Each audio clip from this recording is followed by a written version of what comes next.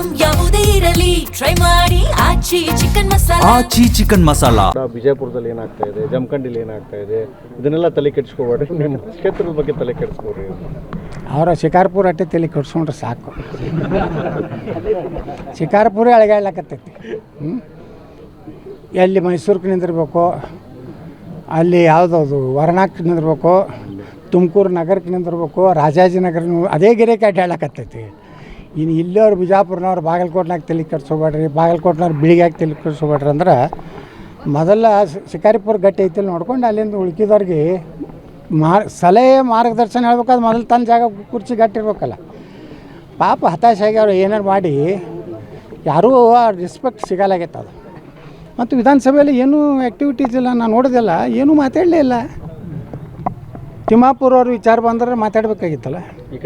ಭ್ರಷ್ಟಾಚಾರದ್ದು ವಿಷಯಗಳನ್ನು ವಿಧಾನಸಭೆಯಲ್ಲಿ ಇವತ್ತು ಅಶೋಕ್ ಮಾತಾಡಿದ್ರು, ಸುನೀಲ್ ಕುಮಾರ್ ಮಾತಾಡಿದ್ರು.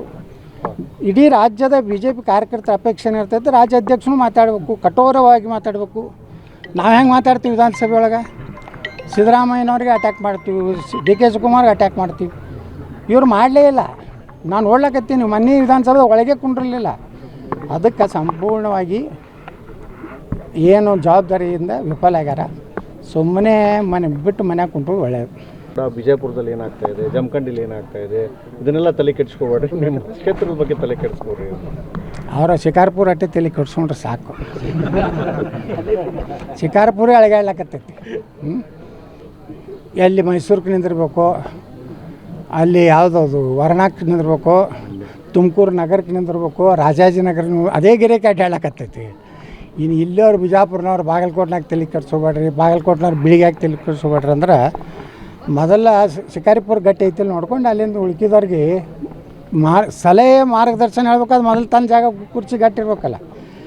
ಪಾಪ ಹತಾಶೆ ಆಗಿ ಅವ್ರು ಏನಾರು ಮಾಡಿ ಯಾರೂ ರೆಸ್ಪೆಕ್ಟ್ ಸಿಗಲಾಗೈತೆ ಅದು. ಮತ್ತು ವಿಧಾನಸಭೆಯಲ್ಲಿ ಏನೂ ಆ್ಯಕ್ಟಿವಿಟೀಸ್ ಇಲ್ಲ, ನಾನು ನೋಡೋದಿಲ್ಲ, ಏನೂ ಮಾತಾಡಲೇ ಇಲ್ಲ. ತಿಮ್ಮಾಪುರ ಅವ್ರ ವಿಚಾರ ಬಂದ್ರೆ ಮಾತಾಡಬೇಕಾಗಿತ್ತಲ್ಲ.